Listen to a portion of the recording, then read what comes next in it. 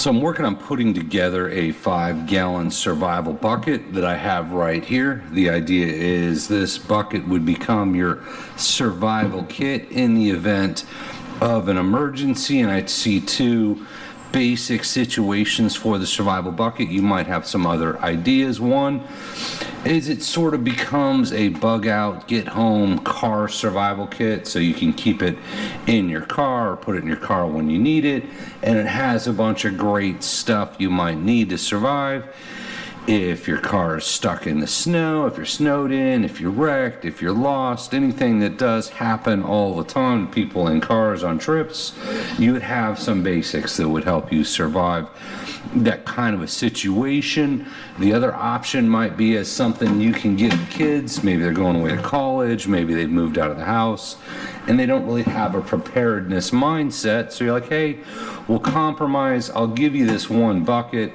It's got everything you need in it. You just put it in the closet, and if there's some kind of an emergency, a disaster, anything like that, you've got some basic supplies. So kind of two uses, and unfortunately when I laid out everything I would want in my 5-gallon survival bucket, I've just got too much stuff. All right, there's too much stuff here. By specializing it or adapting it to your situation, I think you'd probably get it to all fit in the bucket. So really, I don't know that there's going to be a one-size-fits-all. Obviously, just less gear would be one-size-fits-all. But you might tailor this. You might see things in here that you would want to have in your bucket, things in here that you wouldn't want to have in your bucket. So I said, I've got too much stuff here, but let me go through and explain what I would put in the bucket, and it's pretty close, right? I'm pretty close, but there is too much stuff. So as always, less stuff. Less stuff is better if you want to fit in the bucket. I thought about doing 2 buckets, but that sort of defeats the point. At that, you might as well have a trunk load of gear, something like that, right? So the idea is one survival bucket. We're gonna have to make compromises, but the first thing I did was the bucket toilet seat lid. I think these are about 10, 12 bucks on Amazon, not super expensive. It clicks, so it just replaces the lid of the bucket rather than a normal lid. You've got a toilet seat, so that would let you, hopefully you take the supplies out first, but it lets you use the bucket as an emergency toilet. Now, depending on your situation, that may or may not be necessary to have that capability. You know, if you're home and this is just an emergency survival kit, well, you may already have functioning toilets at home.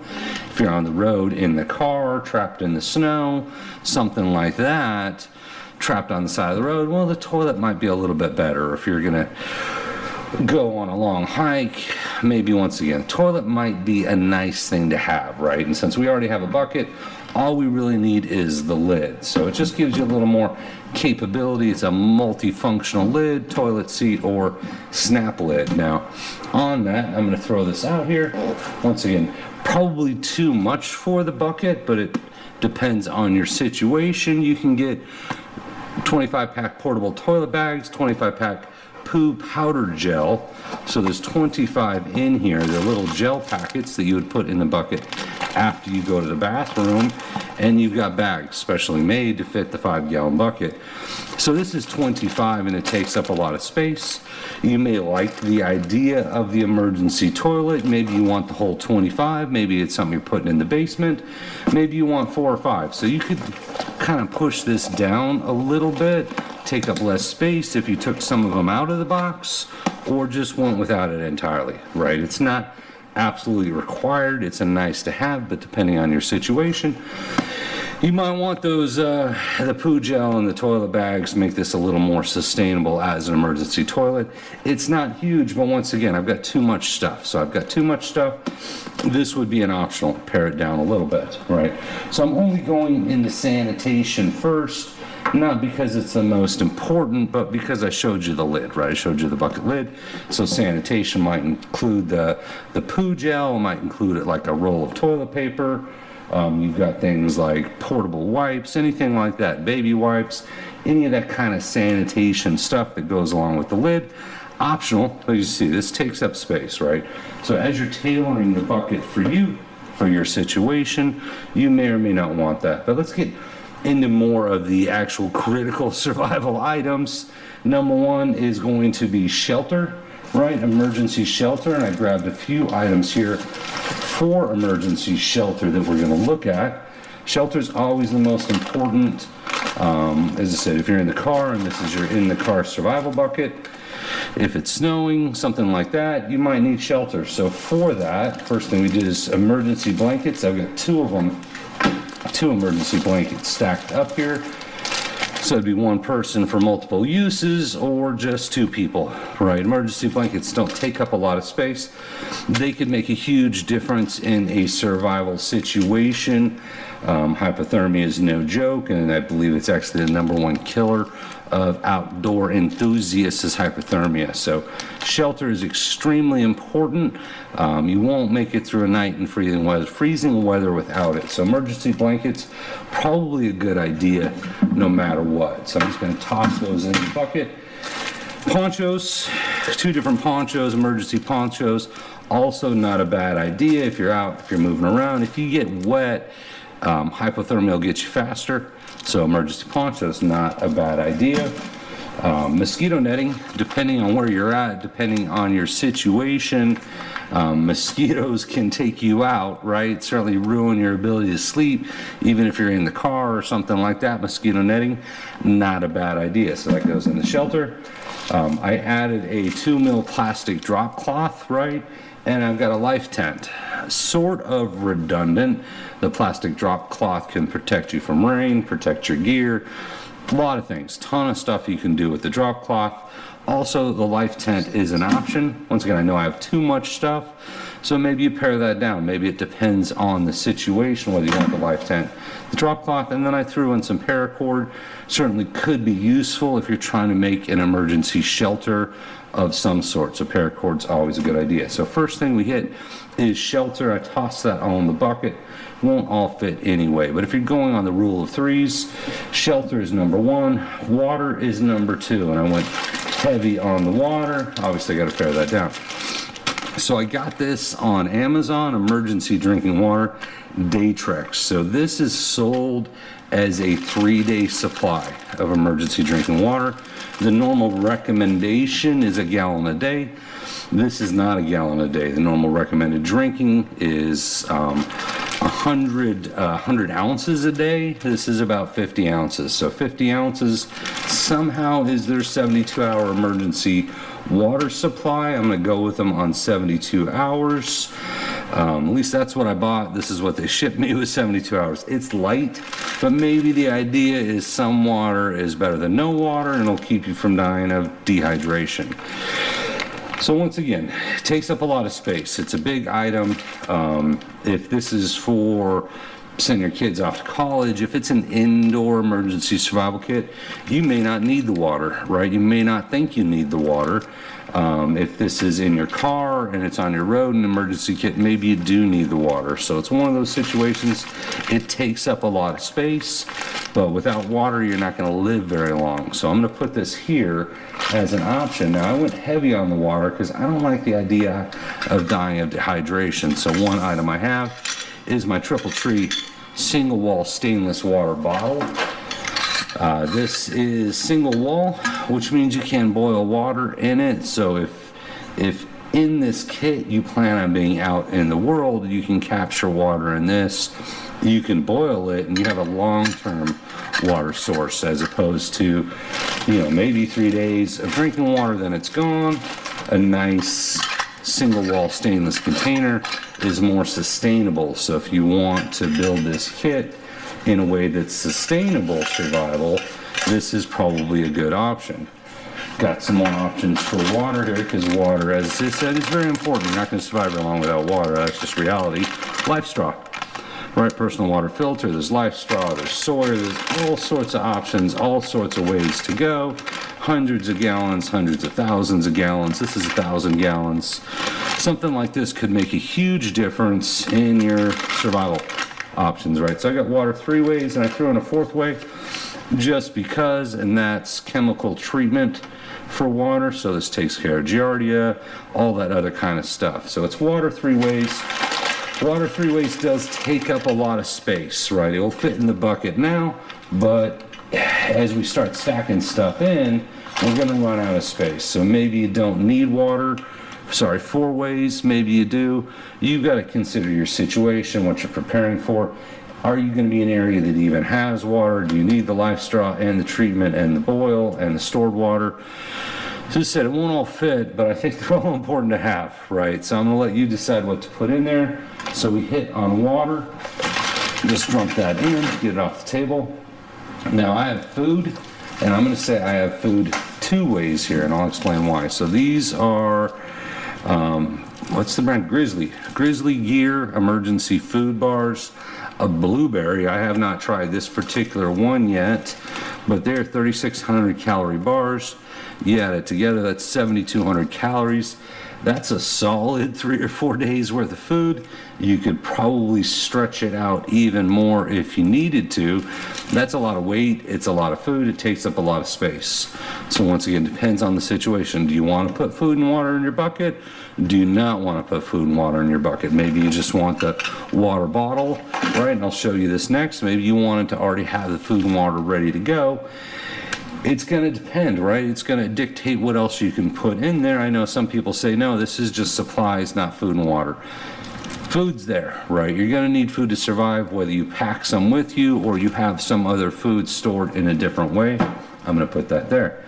Now, if you don't want to take food with you, I put this together. I've shown it in other videos. This is a hunting, foraging, fishing, survival kit, trapping. It's got all good stuff in it. So you have things like trap wire, you have slingshot, you have emergency fishing kit, you have a guide to wild edibles. It's all in here. I've done another video on it. We'll call this food procurement, right? This is going to be much more sustainable to be able to hunt, fish, gather food, gather berries, forage. There's a foraging guide in here. There's a skinning guide in here. It's all in this little bag, incidentally, which is about the same size as the 7,200 calorie bars. So do you take both? Do you take either, right? Are you going to be in a situation where you can hunt, fish, forage, trap, anything like that? Or maybe not. Maybe you just want to have a couple days worth of food ready to go, but this is going to be long-term sustainability. This is short-term survival, and you can see, ironically, they're almost exactly the same size, so you're going to potentially have to do a trade-off if you want it all to fit in the bucket. But we hit the first level of survival basics: shelter, water, food. Now I still have a lot of items on the table that I wish I could fit in the bucket. So let's look at those. The next one I would hit is medicine. You can never have too much medical equipment, at least that's always been my belief. This is a good medical kit. It's got things like Israeli bandage, tourniquet. So it has all the emergency stuff that you would need, plus bandages and whatnot. So I'm not going to open it up. I made videos on it.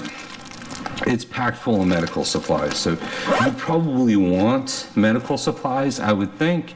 Honestly, the odds of needing to treat an injury is probably higher than the hunting, fishing. Foraging, that really depends on the situation. Medical kit's a good idea. It doesn't have to be this medical kit. It could be any medical kit. You could build your own medical kit. Medical kit's a good idea. You want things like bandages. You want to be able to treat basic wounds. So I did a medical kit. Once again, if we're fitting in the bucket, takes a lot of space, but that feels like a priority. So next one, we did the shelter. Got a couple other priority areas here, so I'm having a hard time fitting it all in the bucket. Next one's fire. So you have a basic magnesium fire starter. Doesn't take a lot of space, but that adds up. Got matches. Matches are important. So we have 2 ways to start fire. Technically, there's more ways here if we step into the signaling. So let's finish on fire. There's matches in this as well, and you could use a signal mirror to start a fire if you had to.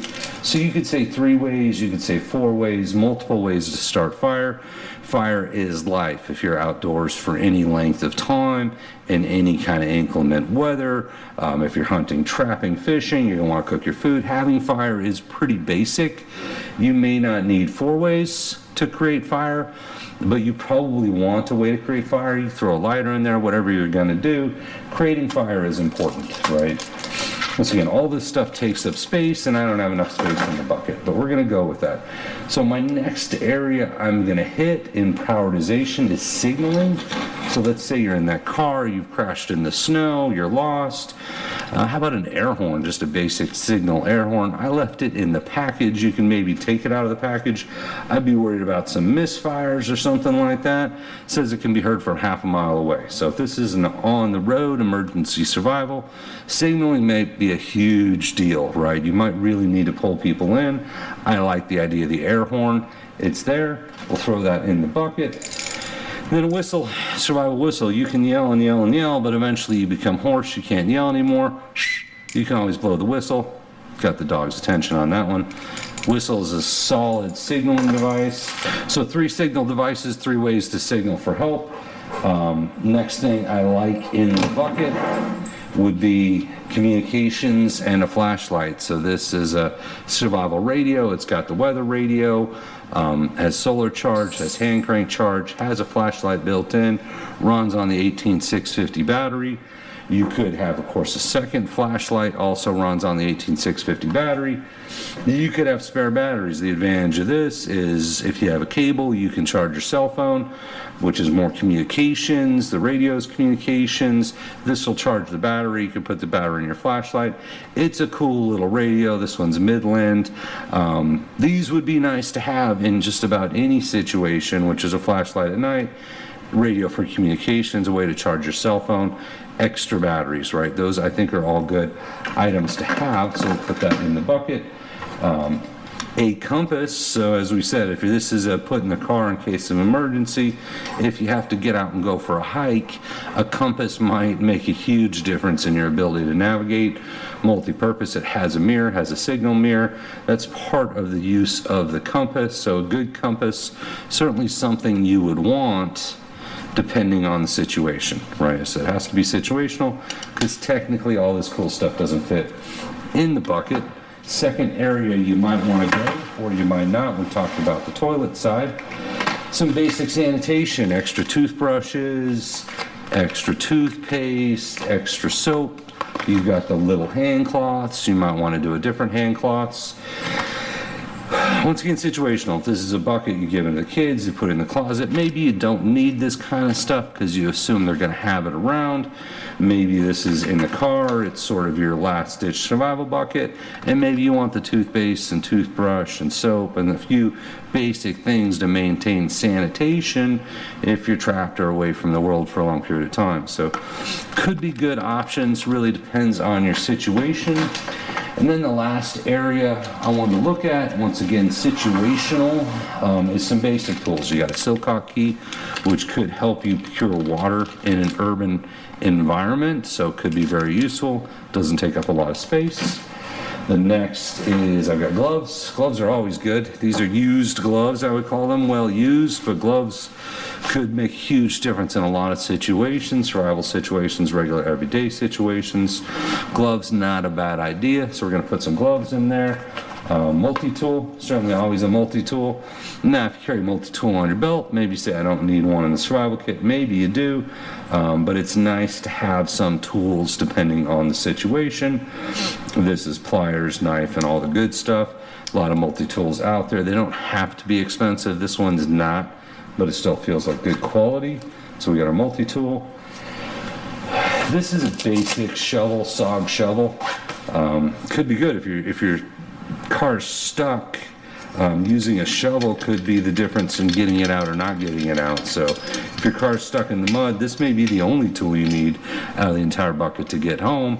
If this is packed in the closet in case of an emergency, maybe you don't need a shovel. So once again, situational. I like the idea of a shovel. This doubles as a pick. So you might just be digging your car out, and this could be the only thing you needed out of the whole kit that ends up being your lifesaver. So shovel's not a bad idea.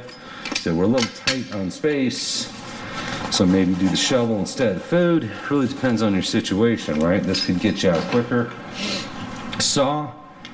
This is just a really basic folding saw, nothing fancy. There certainly are more expensive folding saw options. This one's made in Korea. Right, this is going to, if your car's stuck, potentially help you get your car out. If you need to build a fire, this could make a difference. A lot of uses for a saw. I'm not going to try to list them all out, but some basic tools would be a good idea as well. So unfortunately, it doesn't all fit in the bucket. It's pretty close. So if you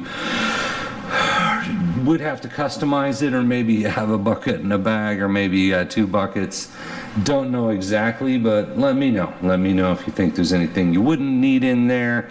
Maybe this is just ideas for your bucket, and you know right away, hey, I don't want all that stuff. But you can see here, got the bucket, you know, I could try to jam it in, but as soon as we're adding the food and the toilet paper, we're close. We're absolutely close, but not quite. Close, but not quite on the bucket. So something would have to come out if your goal really is to just squeeze it all into one bucket. So I hope that helps out. As I said, just trying to put together some ideas for a 5-gallon survival bucket. As always, thank you for watching, and we appreciate you.